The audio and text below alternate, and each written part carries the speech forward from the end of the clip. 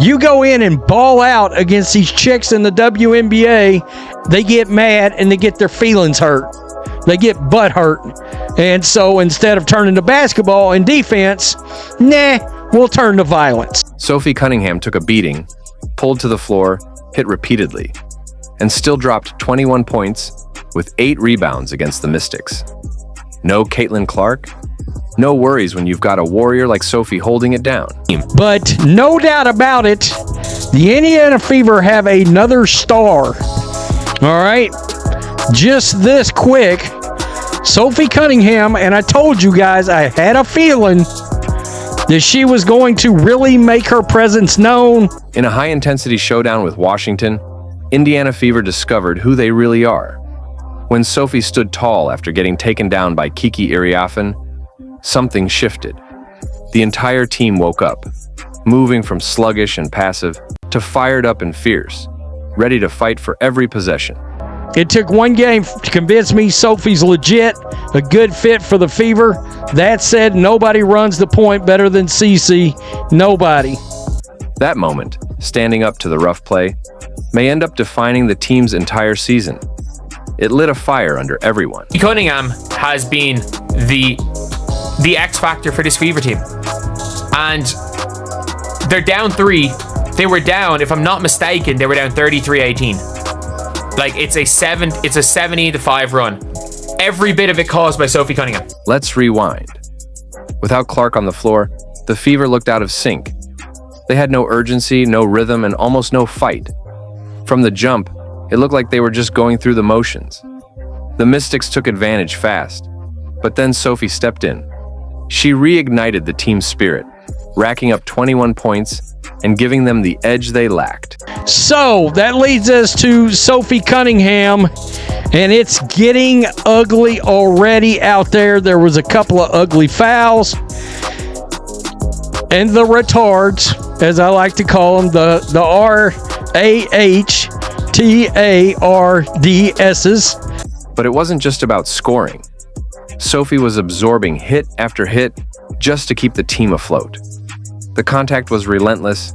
Every cut, every screen, someone was banging into her, and the refs just stood by. They are already now attacking Sophie Cunningham. Oh, they're mad. The MAGA Barbies got them angry. They're cheering on violence against this basketball player. Then came the flashpoint. Rookie Kiki Iriafen literally yanked Sophie to the ground. If that wasn't a flagrant foul, nothing is. Shot too strong there from Olsen. Cunningham pulls down. Here's that feistiness. There you go. She is fierce in the game. And I know it wasn't announced that Caitlin Clark wouldn't play until right before. But this is a preseason. And what's worse? Kiki smiled afterward. Imagine that. Smiling after nearly injuring a respected veteran. It wasn't just dirty. It was disrespectful. And that's Kiki Iriafen, and I got to tell you, here we go with the smiling like you've done. I don't get it. This is the worst part of the WNBA. It is. A ton of reaction. The smiles afterward, let's get negative. These people are loving this. It's crazy. That was it. Sophie popped up, got in Kiki's face, and sent a message. Enough is enough. She wasn't just standing up for herself. She was standing for the whole squad. This is a preseason game, and I know it wasn't announced that Caitlin Clark wouldn't play until right before. This is a preseason game where Clark is not available, and yet you probably have 10,000 people here and a real home court advantage. Sophie Cunningham. There you go. I mean, she's right there saying, don't you do that. She's telling the rookie right now, laying down the law. The crowd felt it. That moment flipped a switch for the Fever. Suddenly they were locked in, aggressive, urgent, and hungry.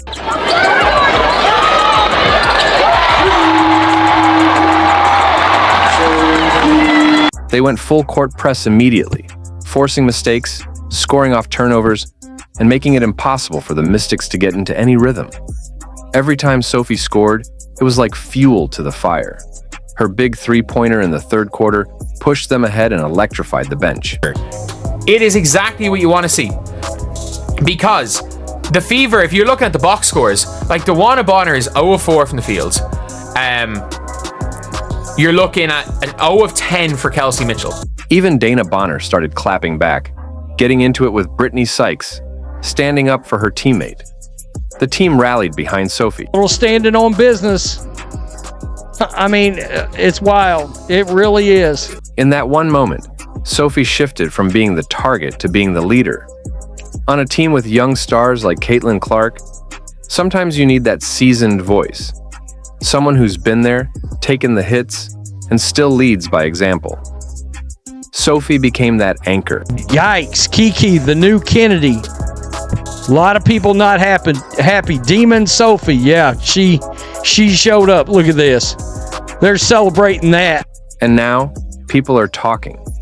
What happened to Sophie wasn't just physical basketball, it's becoming a bigger conversation. Where's the line between aggressive play and outright abuse? I guess we're going to have wars again. I mean, seriously. This league it's really crazy. It really is crazy. In most games, you'll see maybe one flagrant foul. Maybe. But here, multiple flagrant fouls on one player. That's not competition. That's a pattern. That's targeted aggression. Here we go again. Here we go again. She's yelling while Kiki's laughing in her face. Never seen a rook have a vet so rattled. A lot of fans and even analysts are calling it what it looked like. Assault on the court. Sophie was dragged, hit midair, slammed to the hardwood, all outside what's acceptable in the game. This wasn't just rough, it was dangerous. Kiki, you're going to be the next Kennedy. Yeah, she making a bad name for herself right now. I mean, seriously.